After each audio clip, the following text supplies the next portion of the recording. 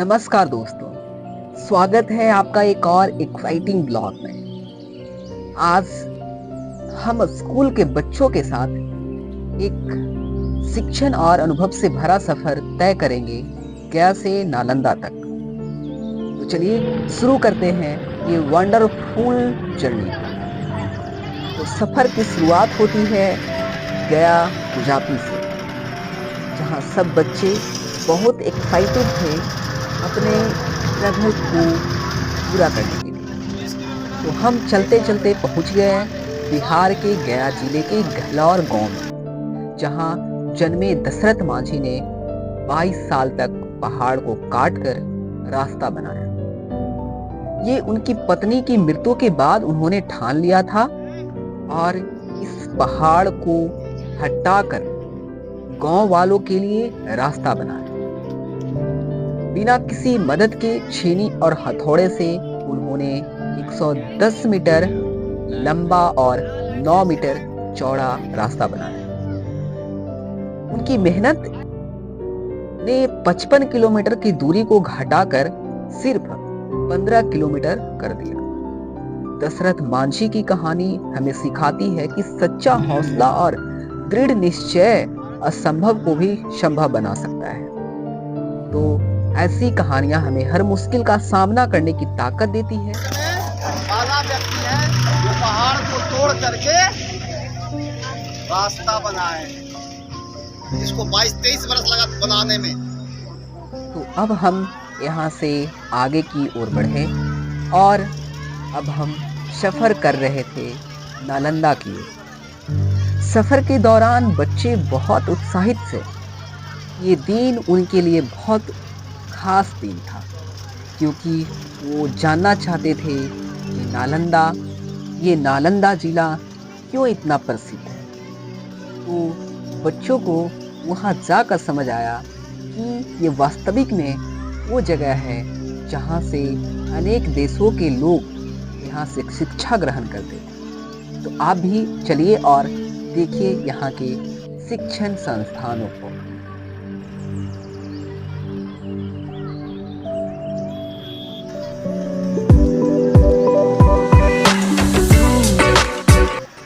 तो लो, हमने कहाँ उतर गया? हमने उतर गया राजगीर विश्व शांति स्तूप, जो बिहार के राजगीर में स्थित एक प्रसिद्ध बौद्ध स्तूप है। और हम यहाँ से अंदर की ओर गए और अंदर जाने के बाद पता चला कि इसमें एक पहाड़ है और एक पहाड़ पे बहुत ही प्रसिद्ध बौद्ध स्तूप है, जो शांति और अहिंसा का प्रतीक है। तो चलिए आगे देखते हैं और समझते हैं इस बौद्ध शांति स्तूप के बारे में। बच्चे को आप देख ही सकते हैं, बच्चे यहाँ काफी उत्साहित थे बौद्ध स्तूप के ऊपर जाने के लिए। तो देखते हैं आगे क्या होता है। यहाँ तो बहुत बच्चे खुश थे।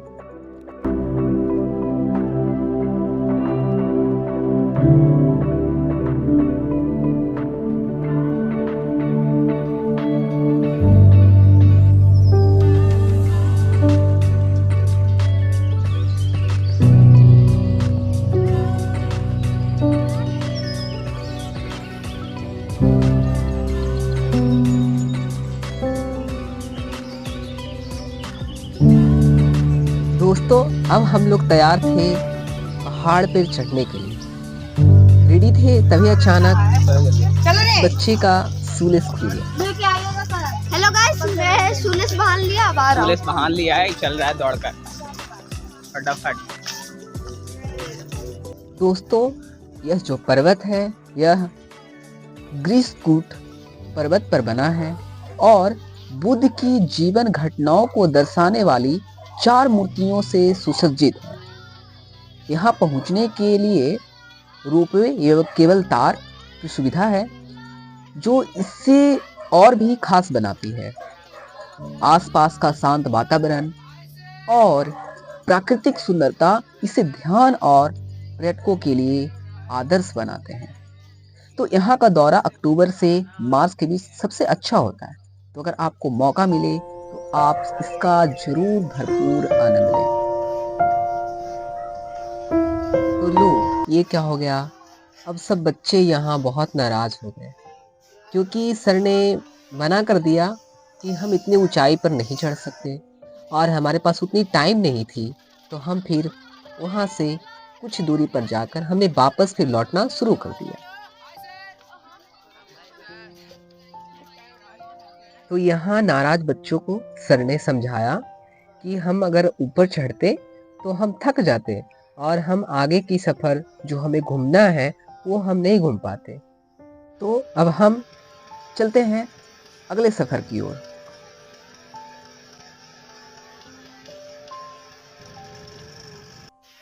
तो इसके बाद हम पहुंच गए श्री राजगृह तपोवन तीर्थ। यहाँ पहुंचकर हमने बहुत अजीबो देखा। यहाँ बंदर काफ़ी संख्या में थी। वो इधर उधर घूम रहे थे, कूद रहे थे, जिससे बच्चे तो डर गए पर वो वैसे हम लोगों को कुछ नहीं किया। फिर हम लोगों ने धीरे धीरे आगे बढ़ा और ऊपर की ओर सीढ़ियों से गया। आगे बढ़ा तो पता चला कि यहाँ कुंड है और यहाँ अलग अलग कुंड हैं और अनेक प्रकार के कुंड हैं जहाँ पे लोग स्नान करते हैं। ये बच्चों के लिए खास जगह नहीं थी तो हम लोगों ने वापस आ गया।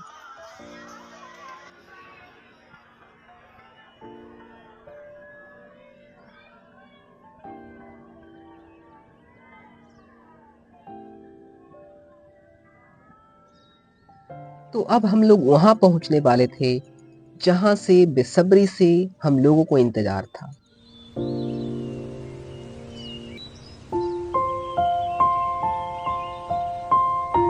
तो अब हम लोग पहुंच गए थे नालंदा विश्वविद्यालय। यहाँ पहुंचकर हम लोगों ने गेट से अंदर गया। अंदर जाते ही हम लोगों का माहौल बदल गया। बच्चे इधर से उधर खेलने लग गए। अरे ये क्या? तो बच्चे होते हैं, इन्हें कितना भी समझाओ, कुछ भी बोलो, बस इनको तो खेलना है।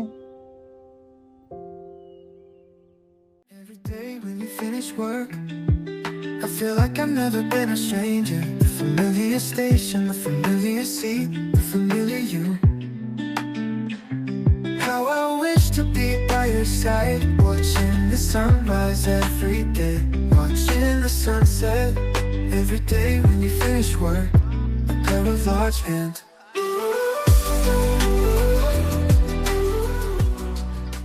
तो हम आगे बढ़े और यहाँ से अंदर की ओर गए। नालंदा विश्वविद्यालय प्राचीन भारत का विश्वविख्यात शिक्षा केंद्र था, जिसकी स्थापना 5वीं शताब्दी में गुप्त शासक कुमार गुप्त ने की थी। यहाँ लगभग 10,000 छात्र और 2,000 शिक्षक थे, जो भारत और विदेशों से आते थे। बौद्ध धर्म, दर्शन, गणित, आयुर्वेद और खगोल विज्ञान जैसे विषय पढ़ाए जाते थे। इसका विशाल पुस्तकालय रत्न सागर प्रसिद्ध था। 12वीं शताब्दी में बख्तियार खिलजी ने इसे नष्ट कर दिया। इसके अवशेष यूनेस्को की विश्व धरोहर में शामिल है। 2014 में नालंदा विश्वविद्यालय को आधुनिक अनुसंधान केंद्र के रूप में पुनः स्थापित किया गया है। यह भारतीय शिक्षा और सांस्कृतिक गौरव का प्रतीक है।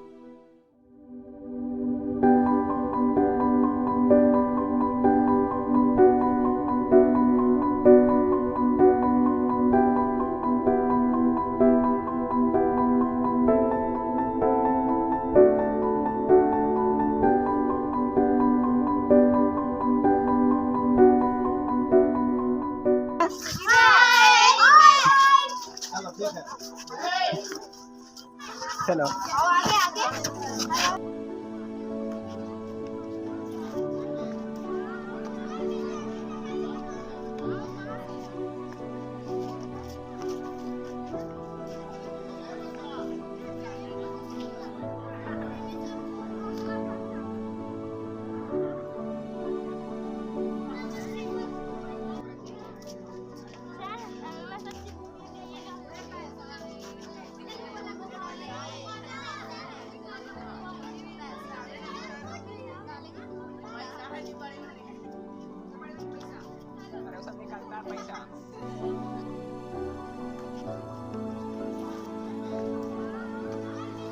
तो अब हम लोगों को यहाँ का सफ़र ख़त्म होता है। अब जस्ट ही प्लान बनाया जाता है अगले सफ़र की ओर, पावापुरी, जहाँ पे एक जल मंदिर है। यहाँ अंदर जाते ही आप यहाँ पे जल मंदिर के बारे में आप बोर्ड देखेंगे, यहाँ आप पढ़ सकते हैं।